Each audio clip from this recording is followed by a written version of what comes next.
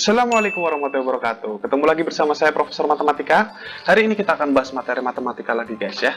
Di channel ini semua materi matematika yang susah bisa jadi gampang ya. Jangan lupa subscribe dan share karena materi hari ini sangat penting guys, oke? Materi hari ini adalah peluang. Peluang yang ada di SMP kelas 8 ya. Kenapa disebutkan SMP kelas 8? Karena materi ini berlanjut. Jadi di SMA juga ada ya. Makanya kamu yang kelas 8 harus benar-benar meresapi materi ini guys ya. Kenapa? Karena kalau enggak nanti kamu di SMA akan kesulitan memahami materi peluang yang selanjutnya, oke? Untuk itu kita langsung lanjut aja ke materinya ya guys ya, supaya nggak buang-buang waktu, oke? Materi peluang. Ngomong-ngomong soal peluang, kamu pasti udah sering banget dengar di kehidupan kamu sehari-hari ya. Contohnya, kalau kamu mau tim bola kesayangan kamu bertanding, pasti kamu akan berandai-andai, ini peluangnya menang nggak ya ini? Indonesia ini bisa menang nggak ya? Nah, sama Indonesia ini bisa menang nggak ya sama Manchester United atau sama Inggris atau sama Brasil. Itu namanya kamu sedang menebak-nebak peluang ya. Jadi gampang banget, ini udah ada di kehidupan kamu sehari-hari. Cuman materi yang akan kita pelajari itu bukan peluang yang seperti itu ya guys ya. Lebih tepatnya peluang yang akan kita pelajari itu adalah probabilitas ya. Probabilitas gitu loh, dalam bahasa Inggris probability ya, my English is very delicious ya guys ya, pokoknya my English itu jelek banget lah. Nah, kita lanjut langsung aja peluang ya. Ngomong soal peluang yang ada di SMP, itu peluang ada dua macam ya, ada peluang teoritik, ada peluang empirik gitu. Teoritik dan empirik ini adalah beda ya. Bedanya apa? Kalau kamu googling atau kamu lihat di buku-buku teks yang kamu pelajari, misalnya buku-buku yang ada di sekolah, itu akan tertulis pengertian begini guys. Jadi peluang teoritik itu adalah perbandingan antara frekuensi kejadian yang ribet itu, kamu bisa baca sendiri. Kemudian peluang empirik adalah bla bla bla bla bla bla seperti yang kamu tulis di sini ya. Peluang empirik adalah perbandingan antara frekuensi kejadian terhadap percobaan yang dilakukan, dan semua ini tuh ribet kalau menurut saya guys ya. Kamu bisa baca sendiri, ini pengertiannya, bisa kamu googling atau kamu baca di buku, dan itu ribet banget. Saya akan coba menyederhanakan bahasanya supaya kamu mengerti ya. Intinya peluang teoritik itu adalah sebelum. Jadi kita menebak sebelum suatu kejadian itu terjadi. Ya, sebelum terjadi kita tebak dulu peluangnya besar atau kecil terjadinya gitu ya. Kalau peluang empirik itu kejadiannya sesudah kejadian kita analisa, kemudian kita hitung peluangnya. Jadi intinya itu gini, peluang teoritik itu sebelum, peluang empirik itu sesudah gitu loh. Peluang teoritik itu kita menebak berdasarkan teori-teori yang kita miliki ya. Kalau peluang empirik itu kita analisa berdasarkan kejadian-kejadian yang sudah kita lakukan dalam suatu percobaan atau suatu eksperimen. Itu namanya peluang empirik ya, lebih gampangnya gitu, sebelum dan sesudah. Ingat aja sebelum dan sesudah, oke? Kita lanjut lagi, saya akan kasih ilustrasi ya. Kadang-kadang misalnya ada pertanyaan begini, apakah virus corona bisa masuk Indonesia ya? Apakah virus corona bisa masuk Indonesia? Maka kalau kita dikasih pertanyaan begitu, atau kita lemparkan pertanyaan itu ke masyarakat, maka akan ada dua jawaban ya. Kita bisa simpulkan dua jawaban. Yang pertama, mereka akan menebak berdasarkan teori-teori ya, atau sebelum kejadian masuk mereka akan menebak gitu loh. Misalnya ada orang yang akan jawab ini, corona nggak mungkin masuk ke Indonesia, virusnya mati kena air. Orang Indonesia mayoritas muslim yang berwudu, berarti virusnya akan mati. Nah, mereka menebak bahwa virus corona tidak akan masuk ke Indonesia. Kenapa? Karena virusnya mati kena air. Jadi mereka menggunakan teori untuk menebak peluang masuknya virus corona di Indonesia ya. Jadi ini sebelum ya, sebelum mereka menggunakan tebakan itu sebelum terjadi gitu ya. Kemudian yang kedua adalah sesudah, atau mereka menganalisa kejadian-kejadian yang mirip gitu loh. Nah, misalnya orang yang tipe kedua akan menjawab, di Iran mayoritas itu muslim yang berwudu dan menderita corona banyak di Iran, berarti di Indonesia juga akan banyak. Jadi mereka menganalisa berdasarkan kejadian yang terjadi di Iran, bahwa di Iran itu juga wudhu, tapi corona tetap masuk. Berarti tipe yang kedua ini adalah sesudah ya, menebak sesudah kejadian di Iran dan menganalisa, oh di Indonesia itu ada kemiripan dengan Iran, berarti virus corona peluangnya akan masuk ke Indonesia ya. Nah, dua tipe orang ini adalah merepresentasikan peluang teoritik dan peluang empirik. Jadi yang pertama itu adalah jawaban yang teoritik, yang kedua adalah jawaban yang empirik berdasarkan pengalaman yang terjadi di Iran. Kalau yang pertama itu teoritik, berdasarkan teori, virusnya mati kena air, berarti nggak ada nggak ada kemungkinan atau nggak ada peluang corona masuk ke Indonesia. Jadi dua tipe ini bisa menjelaskan, bisa menggambarkan mudah-mudahan apa itu teoretik dan apa itu empirik. Oke, kita lanjut lagi. Maaf ya guys, ini agak panjang. Kenapa? Karena peluang itu emang susah dijelasin kepada siswa SMP gitu loh. Karena apa ya, materinya itu mungkin gampang tapi sedikit abstrak gitu ya. Kita lanjut lagi. Nah, baik peluang teoretik maupun peluang empirik itu dirumuskan begini. Peluang kejadian PK itu sama dengan NA per NS. Jadi NS itu apa? NS itu adalah ruang sampel. NS itu adalah ruang sampel ya. Kalau NA itu adalah titik sampel. Apa itu ruang sampel? Apa itu ruang sampel? Apa itu titik sampel? Coba kita akan ilustrasikan sedikit ya guys ya, supaya kamu bisa paham. Kita akan ilustrasikan. Jadi misalnya kita akan melemparkan sebuah dadu seperti ini. Nah, itu dadunya bisa kamu mati ya, muter-muter. Ketika kita melemparkan dadu seperti itu, maka peluang kejadian ada 6. Apa itu? Kalau kita lemparkan, maka yang terjadi akan ada 6 kejadian ya guys ya. Yang pertama, kita akan mendapatkan angka 1. Yang kedua, kita akan mendapatkan angka 2. Yang ketiga, akan keluar mata dadu 3. Yang keempat, akan keluar mata dadu 4. Yang kelima, akan keluar mata dadu 5. Dan yang keenam, akan keluar mata dadu 6. Ya. Karena dadu itu ada 6 sisi ya guys ya. Ada yang angkanya 1, angkanya 2, angkanya 3, angkanya 4, angkanya 5, dan angkanya 6. Berarti semua kejadian yang mungkin itu ada 6. Nah, 6 itu disebut sebagai ruang sampel. Semua kejadian yang mungkin itu disebut sebagai ruang sampel ya guys ya. Ingat, ruang sampel berarti kalau kita melakukan eksperimen, semua yang akan terjadi, semua kemungkinan yang akan terjadi dalam eksperimen itu kita sebut sebagai ruang sampel. Oke, kita lanjut lagi. Nah, supaya ngerti titik sampel. Titik sampel itu apa? Jadi titik sampel itu adalah misalnya begini, kamu lagi mainan ular tangga seperti ini ya, kamu pasti udah pernah ya. Seandainya ya guys ya, ntar dulu, seandainya, nah kamu ada di posisi ini guys, ya kan? Di posisi ini kamu pasti akan berharap satu kejadian guys. Kalau kamu lempar dadu seperti ini, kamu pasti akan berharap bahwa akan keluar angka 5. Kenapa? Karena kalau angka 5 yang keluar, 1, 2, 3, 4, 5, kamu akan menang dengan mudah. Ya enggak? Pasti kamu akan menebak angka 5 ya. Artinya kamu mengharapkan satu kejadian di antara 6 kejadian yang mungkin ya. 6 kejadian yang mungkin itu tadi ya ruang sampel ya guys ya. Tapi kamu mengharapkannya cuma satu ya, keluar angka 5. Nah, itulah yang disebut sebagai titik sampel. Titik sampel dan ruang sampel itu bisa kita simpulkan seperti ini. Ruang sampel itu bisa kita artikan sebagai semua kemungkinan, sedangkan titik sampel itu kita bisa kita sebut sebagai kemungkinan yang kita harapkan. Ada berapa kemungkinan yang kita harapkan? Nah, itu sebut sebagai kemungkinan yang kita harapkan. Oke, udah jelas ya guys ya. Kita lanjut lagi. Nah, misalnya kita pakai soal aja ya, supaya jelas kita pakai soal langsung. Saya akan jelaskan lebih detail di soal ini, oke? Ada sebuah soal seperti ini, sebuah dadu dilempar. Berapakah peluang muncul angka 3 ya guys ya? Untuk menghadapi soal seperti ini, kamu cukup tulis rumusnya dulu. PK sama dengan, PK itu peluang kejadian ya. NA per NS, atau titik sampel per ruang sampel ya. Oke, kita lanjut lagi. Kemudian kita masukkan, kamu lihat. Kan di sini soalnya itu tentang dadu ya guys ya. Kalau tentang dadu, berarti ngomong-ngomong soal dadu itu akan ada 6 kejadian yang mungkin. Berarti nanti NS-nya itu adalah 6. Nah, sekarang NA-nya berapa? Kamu jangan salah, NA-nya itu bukan 3 guys. 3, muncul angka 3 itu adalah satu kejadian di antara 6 kejadian yang mungkin. Berarti titik sampelnya itu 1. Karena 3 itu peluang munculnya cuma 1 kali. Jadi titik sampelnya itu 1. Jadi jawabannya yang benar itu adalah 1 per 6 ya. 1 per 6. 6 itu ruang sampel, 1 itu adalah peluang munculnya angka 3. Hanya ada satu kejadian di antara 6 kejadian yang mungkin. Oke, bisa dimengerti ya guys, gampang banget. Kita lanjut lagi. Nah, misalnya gini, sebuah dadu dilempar.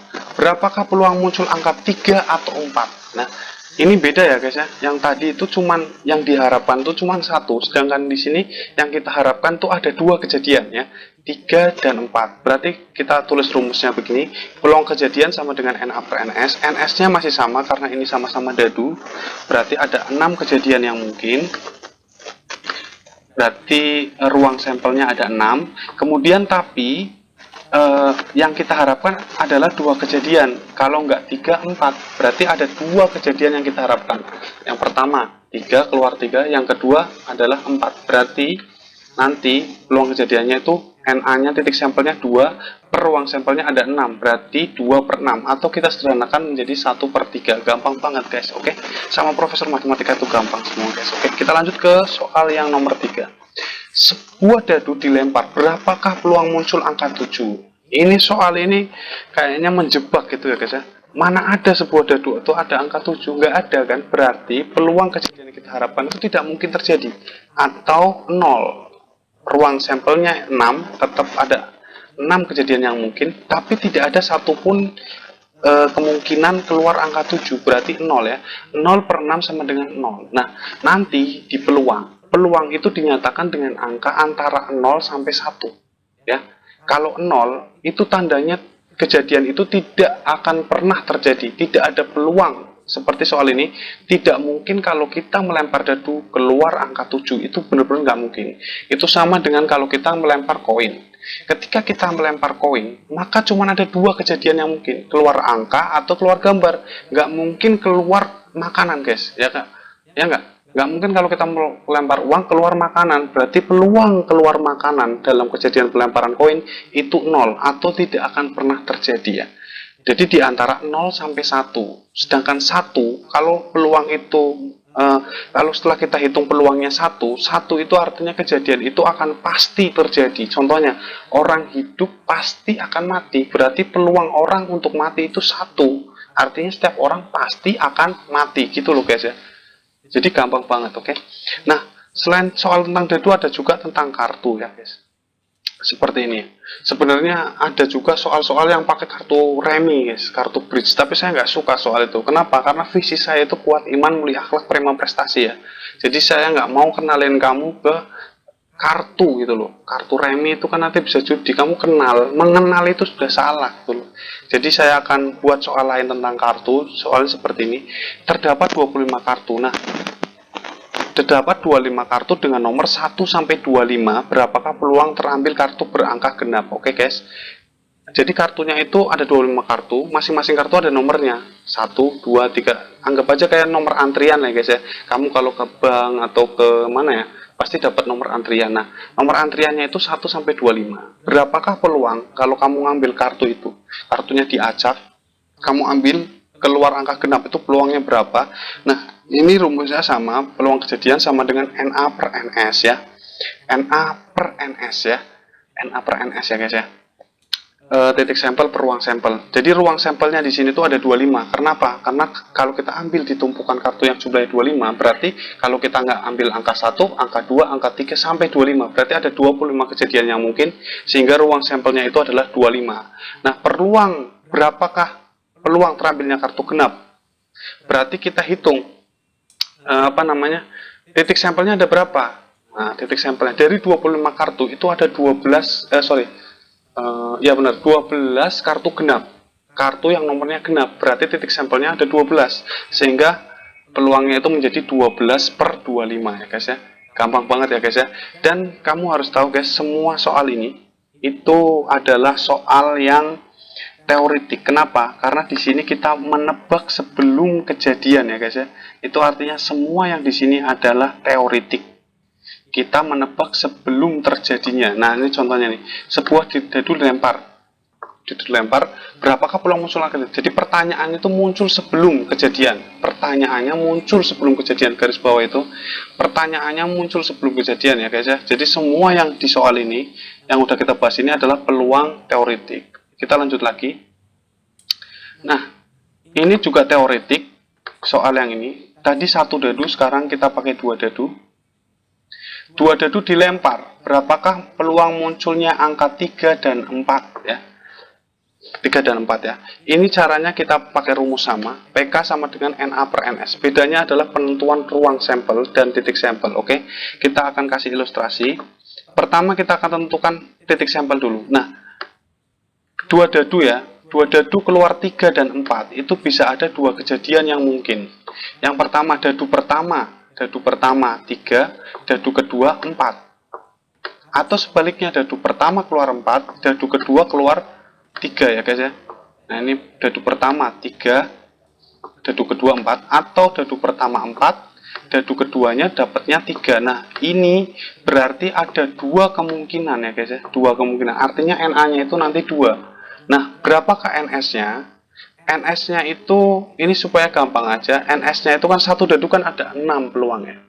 Ada 6 kejadian mungkin ya. Satu dadu itu ada 6 angka sehingga ada 6 kemungkinan yang mungkin. Kalau dua dadu, misalnya dadu pertama keluar 1, nanti dadu yang kedua ada 6 kemungkinan, 1, 2, 3, 4, 5, 6. Jadi 1 itu bisa berpasangan dengan 1 atau berpasangan 2 dan seterusnya ya. Sehingga kalau pakai dua dadu ini intinya gini loh guys ya, biar gampang ya. Kalau dua dadu itu 6-nya dikuadratkan ya, 6-nya dikuadratkan jadi 36 ya. 36 maka jadi begini, 2 per 36. NA-nya 2 tadi yang saya udah sebutkan di sini. NS-nya itu adalah 36 ya guys ya, 36. Oke, gampang banget guys.